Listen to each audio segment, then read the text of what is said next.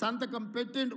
ఆ స్ఫూర్తితో వ్యవసాయానికే కాదు పేదవాళ్ళ ఇళ్లలో కాంతులు వెలగాలి, వాళ్ళ కళ్ళల్లో ఆనందం ఉండాలి అని ప్రతి పేదవాడి ఇంటికి ఉచిత కరెంటునిచ్చి 200 యూనిట్లు ఈనాడు లక్షలాది కుటుంబాలకు వాళ్ళ ఇళ్లలో ఉచితంగా కరెంట్ ఇచ్చినాం. ఇదే కాదు మా ఆడబిడ్డలు కట్టెల పొయ్యితోని కష్టపడుతుంటే కన్నీళ్లతో కట్టెల పొయ్యి పొగ ఊపిరితిత్తులకు పోయి క్యాన్సర్ వచ్చి చచ్చిపోతుంటే సోనియమ్మ ఆడబిడ్డల్ని ఆదుకోవడానికి ఆనాడు దీపం పథకం ద్వారా సిలిండర్ గ్యాస్ పొయ్యి పేదలకు అందించింది. 400 రూపాయలకే ఆనాడు సిలిండర్ ఇచ్చింది. కానీ నరేంద్ర మోడీ చంద్రశేఖరరావు అధికారంలోకి వచ్చిన తర్వాత 400 సిలిండర్ 1200 రూపాయలు అయ్యింది. పాదయాత్రలో నా దృష్టికి ఆడబిడ్డలు అక్క చెల్లెళ్ళు సిలిండర్ ధర పెరిగిపోయింది, ఈ బండ మొయ్యలేకపోతున్నాం, సిలిండర్ అటకెక్కింది, కట్టెలు పోయి మళ్ళా మాకు తప్పని పరిస్థితి అని చెప్తే ఆనాడు మాట ఇచ్చినాం. 500 రూపాయలకి ఆడబిడ్డలకి ఇంటికి సిలిండర్ తెచ్చిస్తామని చెప్పినాం. ఇవాళ ఇచ్చిన మాట ప్రకారం ఆడబిడ్డలకు 500 రూపాయలకే ఇవాళ మనం సిలిండర్ ఇచ్చి నిరూపించినాం. ఇదే కాదు మిత్రులారా, రైతులకు ఇచ్చిన మాట ప్రకారం పార్లమెంట్ ఎన్నికలలో సన్నాసి తాటి చెట్టు లెక్క పెరిగిండు కానీ దూలం లెక్క పెరిగిండు కానీ దూడకున్న బుద్ధి కూడా లేదని నేను ఆయన చెప్పినా నువ్వు రైతు రుణమాఫీ చెయ్యి, నేను రాజీనామా చేస్తా అని సవాలు విసిరిండు. ఆయనలోనే నేను యాదగిరిగుట్ట లక్ష్మీ నరసింహ సాక్షిగా చెప్పిన 15 ఆగస్టు లోపల 2 లక్షల రూపాయల రుణమాఫీ చేసి తీరుతా అని మాట ఇచ్చిన పార్లమెంటులో 42% ఓట్లు, 8 పార్లమెంట్లు మీరు గెలిపించారు. ఇచ్చిన మాట ప్రకారం 15 ఆగస్టు నాడు ఖమ్మం కొత్తగూడెంలో భద్రాద్రి రాముల వారి సాక్షిగా 23 లక్షల మంది రైతులకు 18,000 కోట్ల రూపాయలు రైతుల ఖాతాలో వేసి రైతుల కళ్ళల్లో ఆనందం చూసినాం. మరి ఇవాళ మా కాంగ్రెస్ పార్టీ కార్యకర్తల సాక్షిగా ఆ సన్నాసిని నేను అడుగుతున్నా, రాజీనామా చేస్తా అన్నావు కదా, సిద్దిపేటకు పట్టిన చీడ పీడ విరుగడవుతుందని ఆ సవాళ్ళు మేము స్వీకరించినాం. మరి ఈరోజు ఆ సన్నాసి ఎక్కడ దాక్కున్నాడని నేను అడుగుతున్నా. నేను వివరాలు పంపిస్తా. 2 లక్షల వరకు ప్రతి రైతుకు ఈరోజు రుణమాఫీ చేసిన చరిత్ర, ఇచ్చిన మాట నిలబెట్టుకున్న చరిత్ర. 15 ఆగస్టు నాడు పండగ ఉన్నా కార్యక్రమాలు ఉన్నా ఇచ్చిన మాట ప్రకారం మేము వెయ్యాల్సిందే అని 3 విడతలు 27 రోజుల్లో 15 ఆగస్టు లోపల 2 లక్షల లోపల రుణమాఫీ అందరికీ చేసినాం. ఇవాళ 2 లక్షల పైన ఉన్న రైతులు ఎవరు ఆందోళన చెందాల్సిన అవసరం లేదు. 2 లక్షల పైన రుణమా ఉన్నవాళ్ళు 2 లక్షల పైన ఉన్న రుణాన్ని మీరు బ్యాంకులో చెల్లించండి. మీరు చెల్లించిన మరుక్షణం ఆ 2 లక్షల రూపాయలను కూడా మీ ఖాతాలో వేసే బాధ్యత మా ప్రభుత్వం తీసుకుంటుందని చెప్పి నేను ఆ రైతాంగానికి తెలియజేస్తున్నా. ఇదే కాదు, పెద్దలు ఉత్తమ్ కుమార్ రెడ్డి గారి నేతృత్వంలో ఉన్న సివిల్ సప్లైస్ కార్పొరేషన్ ద్వారా రైతులకు 500 రూపాయలు వడ్లకు బోనస్ ఇస్తామని చెప్పినాం. రాబోయే పంటలో రైతులు పండించే సన్న వడ్లకు 500 రూపాయలు బోనస్ ఇస్తామని ప్రకటించినాం. దానికోసం 2,000 కోట్ల రూపాయలు ఈరోజు బడ్జెట్లో కేటాయించినాం.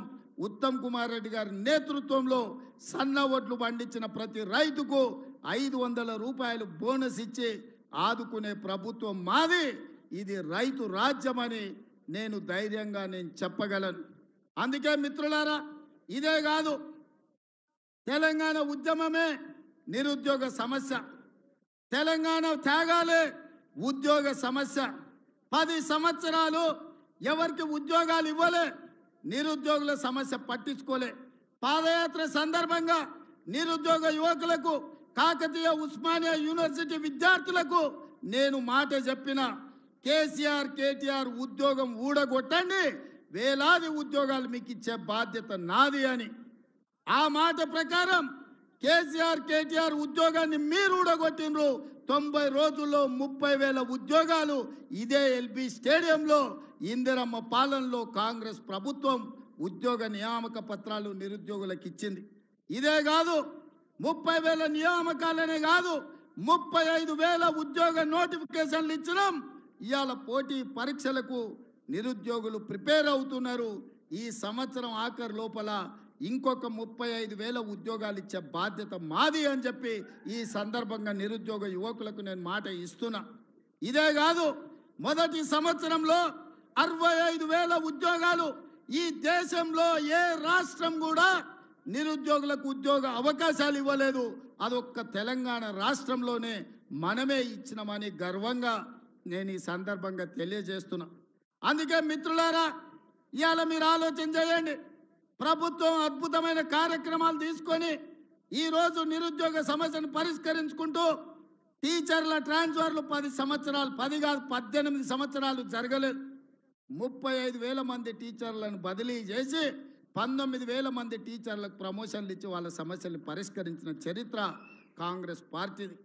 పాఠశాలల్లో విద్యుత్తు లేక కంప్యూటర్లు ఇచ్చినా బిల్లులు కట్టక వాళ్ళు కంప్యూటర్లు వాడలే. అందుకే పాఠశాలల్లో ఉచిత విద్యుత్తునిచ్చి చదువుకునే విద్యార్థులను ఆదుకునే ప్రయత్నం చేసినాం.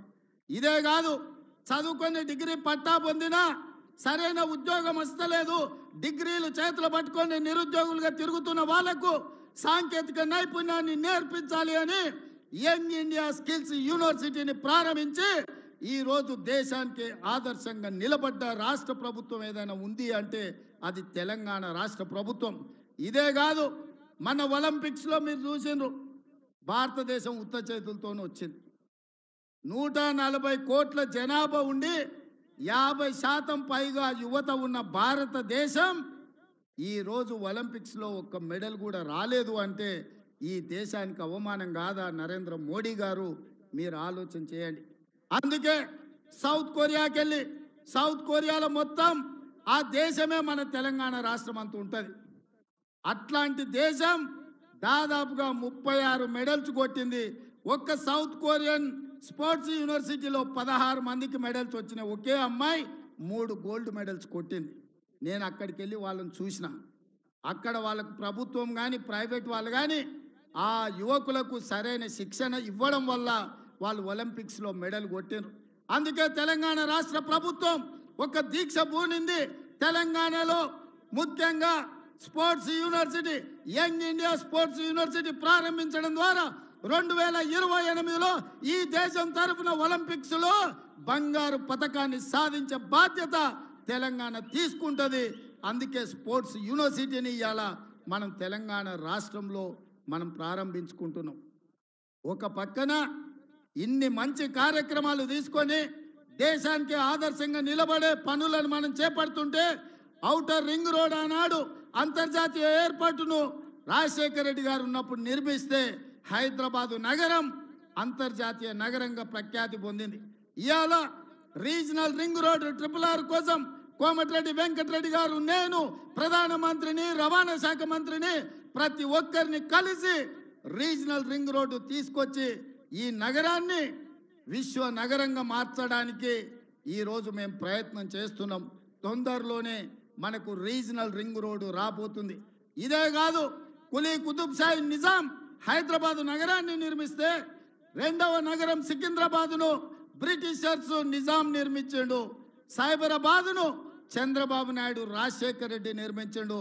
మరి ఈనాడు ఈ ప్రభుత్వం కాంగ్రెస్ పార్టీ 4th సిటీని, ఫ్యూచర్ సిటీని ముచ్చర్లలో నిర్మించబోతుంది.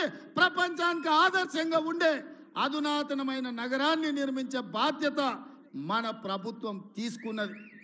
మరి ఇన్ని కార్యక్రమాలను తీసుకున్నప్పుడు మిత్రులారా, ముఖ్యమంత్రిగా ఒకవైపు పనులను నిర్వహిస్తూనే పార్టీ కార్యక్రమాలను కూడా జోడెద్దుల్లాగా మనం ముందుకు తీసుకెళ్ళాలి. అందుకే ఈనాడు శ్రీమతి సోనియా గాంధీ ఖర్గే గారిని నేను కలిసి పార్టీ అధ్యక్షుడిగా పూర్తి సమయాన్ని ఇచ్చే నాయకుడిని నియమించండి, తద్వారా ప్రభుత్వం తీసుకుంటున్న నిర్ణయాలు, ప్రభుత్వం చేపడుతున్న సంక్షేమ కార్యక్రమాలు, ప్రభుత్వం చేస్తున్న అభివృద్ధిని గ్రామాలలో, తండాలలో, గూడాలలో, మారుమూల పల్లెల్లో తెలంగాణ రాష్ట్రంలో ఉండే 4 కోట్ల ప్రజలకే కాదు, ఈ దేశంలో ఉండే 140 కోట్ల ప్రజలకు ఒక ఆదర్శ రాష్ట్రంగా తెలంగాణను తీర్చిదిద్దాలి అంటే పూర్తి సమయాన్ని కేటాయించే రాష్ట్ర అధ్యక్షుడు ఉండాలి. క్రియాశీలకంగా పనిచేయాలి, కార్యకర్తలతో సమన్వయం చేసుకునే వాడిని వెయ్యండి అని చెప్పి అధిష్టానానికి మేము అందరం చెప్పినాం.